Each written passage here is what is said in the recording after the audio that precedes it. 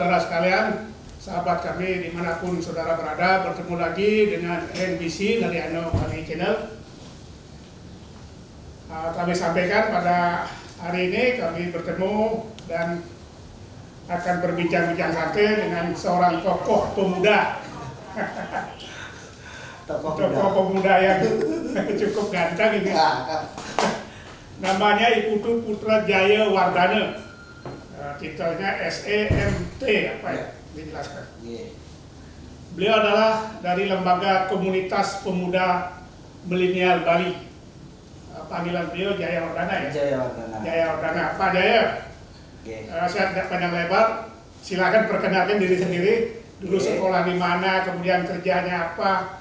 Yang jelas beliau adalah salah satu anggota kelompok ahli pembangunan Gubernur Bali di bidang teknologi, informasi dan komunikasi ya. Jadi orang muda ini adalah juga dipakai oleh Pak Gubernur sebagai ahli lah, ahli pembangunan. Silakan, sekolahnya di mana dulu nih Pak? Sebelumnya Om Swastiastu. Swastiastu Pak. Terima kasih sebelumnya dia mengucapkan kepada Bro Nariano ya. Kalau kita udah panggil Bro Pak. Bro lagi. Ya. Jadi saya kan bukan muda lagi. Tapi jiwa muda Pak.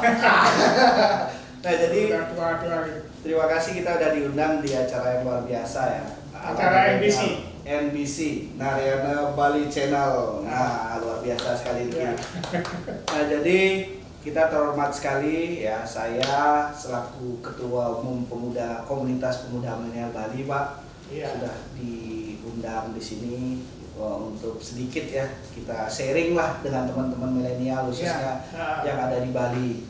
Nah sebelumnya perkenalkan, nama panjang saya Iputu Putra Jaya Wardana.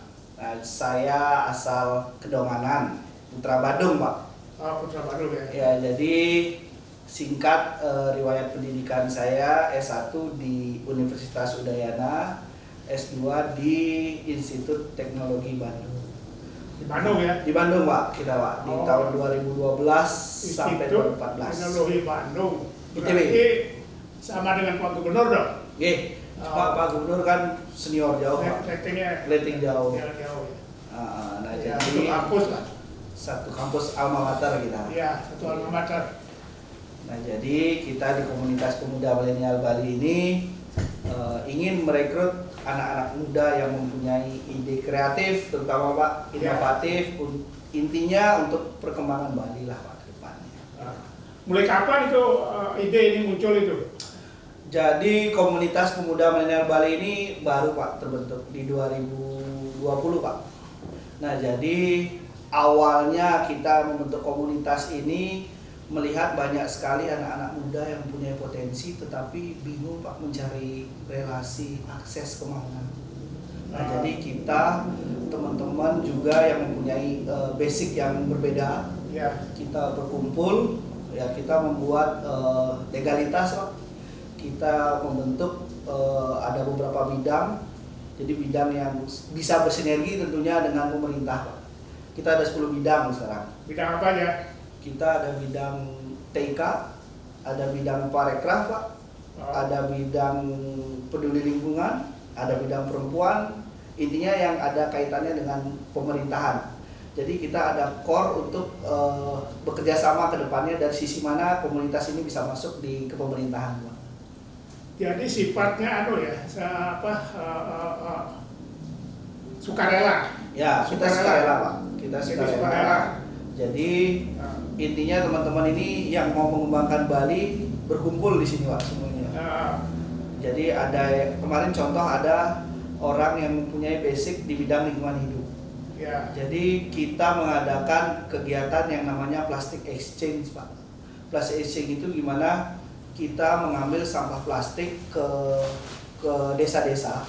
Kita mengumpulkan plastik-plastik di desa, kita change Pak pakai beras. Nah, jadi masyarakat ini mengumpulkan plastik, sekalian kita mendukung Pergub 97 Pak Gubernur. Nah, jadi kita ada selalu kaitannya dengan mendukung program-program pemerintah Pak, pada dasarnya. Lo cari berasnya dapat biaya dari mana?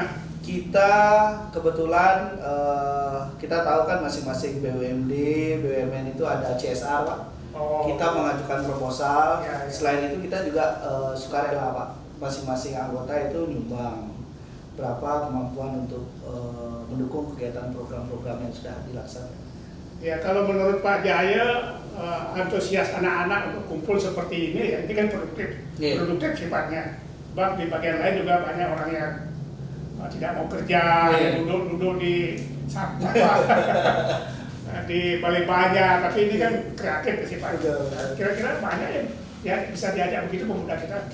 Astungkara saat ini Pak, banyak sekali anak-anak muda dia yang memiliki keinginan sosial tinggi Pak sekarang Pak. Ya. Nah jadi kita di daerah aja sudah punya pengurus inti 50 Pak. 50 orang yang peduli. Nah nanti kita akan membentuk lagi struktur komunitas pemuda milenial Bali ini di masing-masing kabupaten kota Pak. Nah kebetulan di Badung yang bahkan menawarkan diri lagi untuk menjadi ketua Pak KSB. Di kegiatan KPMB ini bagus saya lihat. Jadi kita bisa lihat di media sosial, salah satunya adalah Instagram ya Pak ya. Instagram kan saat ini tinggi sekali nih rating penggunaan di media sosial. Terus Facebook dan YouTube. Nah jadi kita banyak yang melihat kegiatan sosial kita saat ini. Nah jadi anak-anak muda yang memiliki jiwa sosial, pada dasarnya dignity-nya, jati dirinya adalah sosial, dia sendirinya ingin bergabung Pak. Jadi kita open saja untuk mereka semua gitu. Tadi kan ikut kegiatan mengumpulkan plastik ya.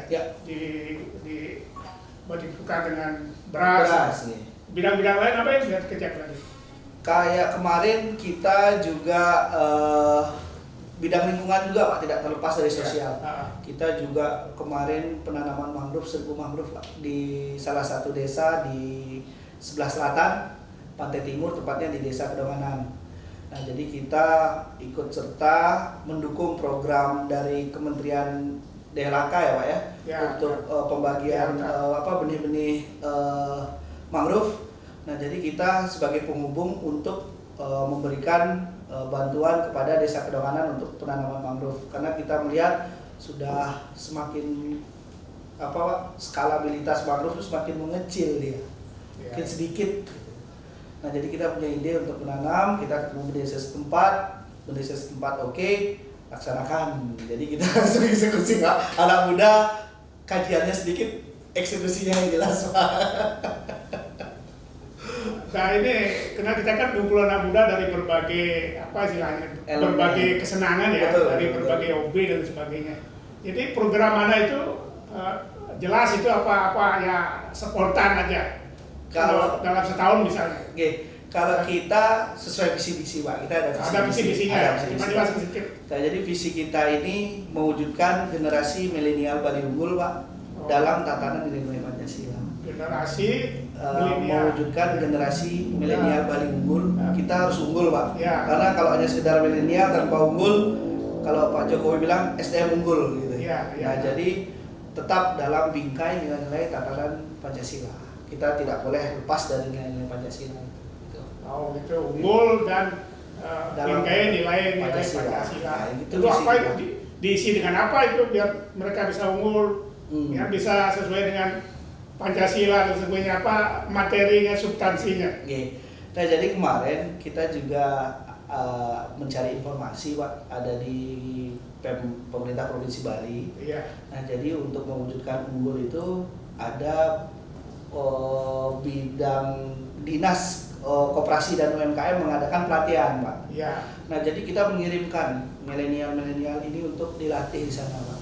Karena kan ada yang pengusaha di sini ya, pengusaha kecil Pak, UMKM. Jadi ada yang sudah bekerja ya? Ada yang sudah bekerja.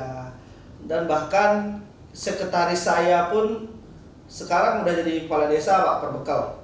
Nah jadi kita komunitas yang benar-benar mempunyai manajemen unggul di sini. Nah jadi tidak hanya sekedar gerada-geruduk, tetapi kita sosial tepat lah pada sasaran ke depannya. Nah kalau tadi kembali terbentuk dari mewujudkan generasi milenial unggul, tadi kita melakukan pelatihan-pelatihan bila mana provinsi mengadakan kegiatan pelatihan. Kalau kemarin salah satu contoh adalah di Dinas Koperasi, kita mengirim bidang pengembangan usaha kita, ketua bidang kita kirim ke sana, Pak.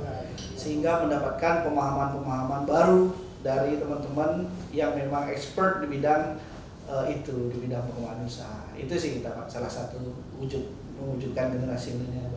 Oh gitu. Sekarang kan Pak Jaya, sekarang kan zamannya teknologi ya, teknologi informasi.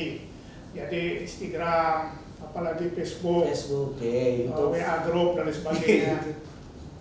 Bagaimana mereka bisa dikembangkan misalnya di bidang ya terus terang aja, kalau saya wartawan di bidang memberikan informasi yang benar dan baik kepada masyarakat. Itu juga dalam rangka menjadi manusia unggul lah, jadi generasi muda unggul. Apa kita, ya saya hanya usul aja ini, bisa program bagaimana dia bisa membuat komunikasi atau berita yang ringan untuk di daerahnya masing-masing dan sebagainya. Perlu diajar bagaimana cara buat berita yang paling elementer misalnya, sehingga tidak memfitnah, tidak menjelek-jelekan orang, tidak sepihak dan sebagainya. Ada program seperti itu? Kita ada, Pak, sejauh ini, tapi kita hanya baru saat ini kita baru menekan teman-teman itu agar tidak cepat terprovokasi dulu dengan komunikasi yang ada. Kedepan memang kita menginginkan bidang humas khususnya, Pak, bidang humas saya di bidang humas di komunitas muda Bali ini. Jadi biar dilatih, mungkin ke depan bisa seperti Pak Naryana lah ya, senior-senior di wartawan, kita bisa sedikit memberikan edukasi kepada bidang humas saya ke depan, sehingga tatanan di dalam memberikan sebuah informasi, share informasi lah terutama, packagingnya tidak aja ala milenial, tetapi attitude-nya ada. Karena kan kita anak-anak milenial zaman sekarang kan kita bisa lihat packaging bagus, tetapi nilai-nilai yang ada di dalamnya itu banyak yang kosong. Banyak yang kosong, tidak ada pas pada poinnya, Pak, pemberitaan itu. Jadi masih, kalau kita lihat masih ngambang sih jadi berita-beritanya. Itu aja sih kalau tiap lihat, Pak. Gitu. Dari anggota yang ada itu bisa diklasifikasi ya, berapa yang tamatan perguruan tinggi, SMA dan lain sebagainya, bisa diklasifikasi dari apa yang ada sekarang? Kita sudah klasifikasi, Pak, rata-rata tamatan sarjana S1 yang paling banyak. S2 kita ada sekitar 10. Doktor kita punya 2. Doktor itu di bidang riset dan inovasi, kita punya bidang riset inovasi juga, Pak. Itu doktor ketuanya. Terus bidang hukum juga doktor. Jadi kita punya 2 doktor. Profesor kita yang belum, Pak. Orang ketuanya belum profesor. Ketuanya masih S2.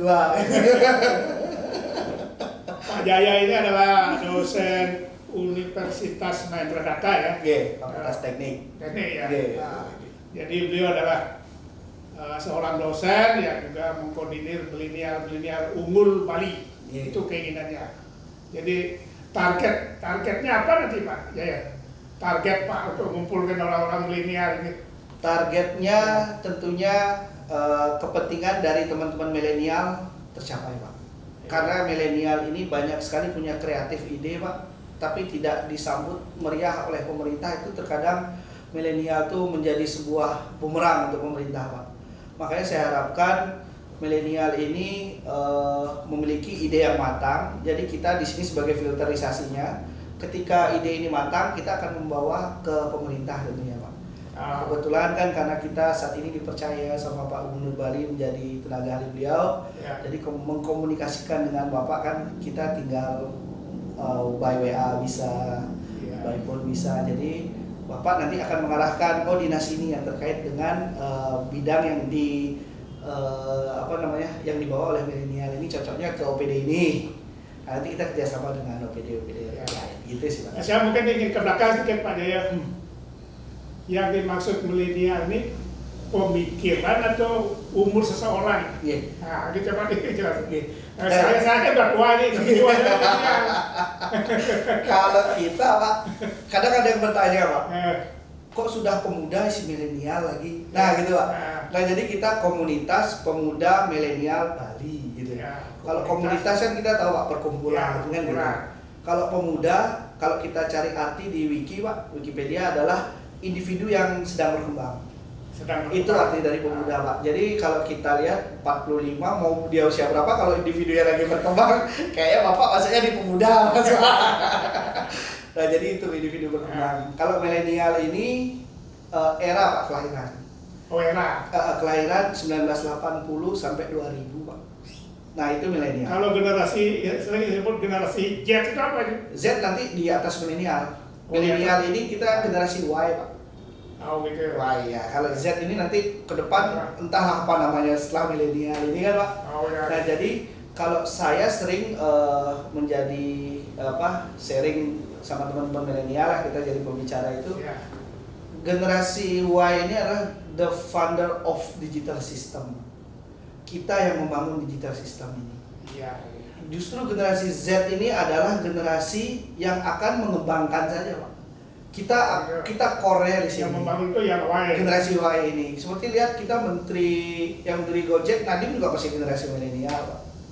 Kan dia sebagai founder di sini, Ya, sistem marketplace kayak Bukalapak juga generasi milenial juga di situ. Dan generasi Pak adalah generasi X, di sini pengguna.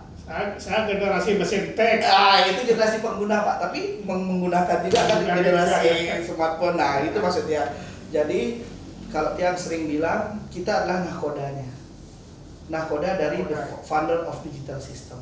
Kita harus membawa yang ke arah yang benar. Kalau kita membuat sistem yang baik, adik-adik kita ke depan pasti akan mengembangkan yang baik.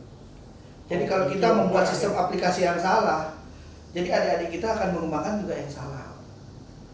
Jadi kita harus milenial menentukan ya menentukan Pak, ya. Karena era digital ini kalau kita salah saja bahkan bisa digunakan kayak hacker-hacker gitu kan bahaya juga ya Pak ke depannya. Penipuan dan lain-lain gitu. Oke. Itu.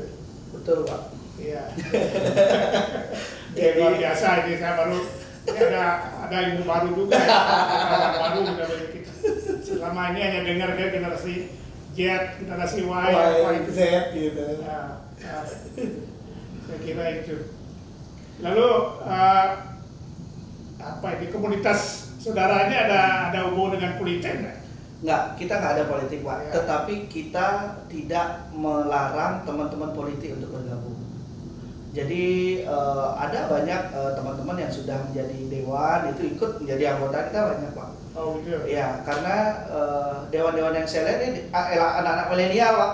Ya kan banyak. Milenial itu banyak sekali sekarang dewan-dewan yang beliau mensupport dari sisi konseptual, dia mempunyai sudut pandang yang berbeda, kita diberikan masukan banyak. Iya. Dari berbagai partai politik. Dari berbagai partai politik. Ya.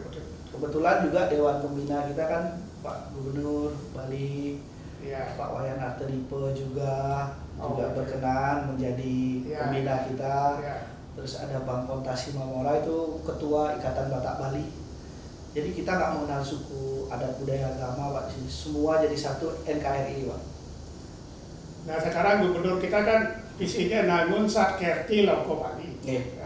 Apa yang bisa dilakukan oleh kaum milenial yang di bawah komunitas Saudara Jaya yang bisa diperankan di sana? Jadi salah satu yang sudah kita laksanakan gitu Pak, itu terkait dengan pelestarian lingkungan tadi Pak. Bisa ke Danau Kertih juga, Segara Kertih. Nah jadi kita mendukung Pergub 97 Pak Gubernur itu dengan edu dan aksi melalui gerakan nyata kita merubah mindset masyarakat bahwa plastik ini adalah ada nilainya Pak. Ya. Ada nilainya, jadi dia semangat untuk mengumpulkan sampah-sampah plastik sekali pakai itu. Ya. Sehingga kita tukarkan pakai beras. Cengnya saat ini beras Pak, kita sanggupnya untuk beras kan karena saat ini kebutuhan pokok. Nah jadi kita tukarkan, jadi kita di Gianyar kemarin 1 ton beras habis Pak. Untuk membersihkan sekian ton sampah plastik yang ada di kabupaten, di salah satu desa lah di Kabupaten Gianyar. Nah jadi kita ambil plastik itu langsung kita bawa ke pengolahan sampah yang ada di titik-titik yang kita tentukan.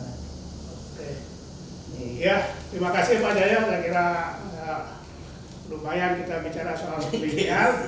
Ini yang pertama kali ini.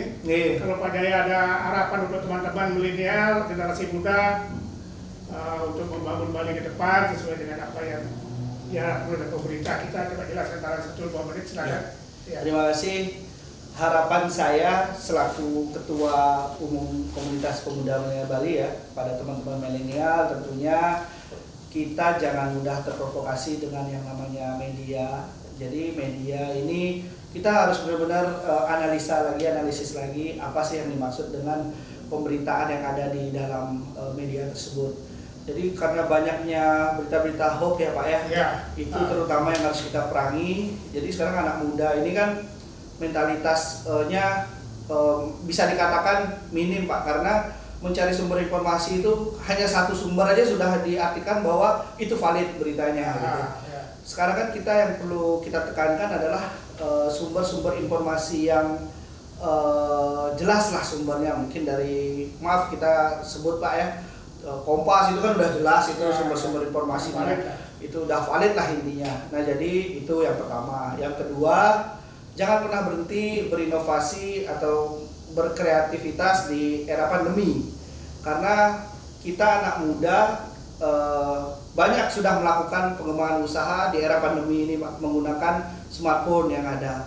Kita juga membuat beberapa sistem aplikasi e-katalog untuk mendukung UMKM yang ada di Bali.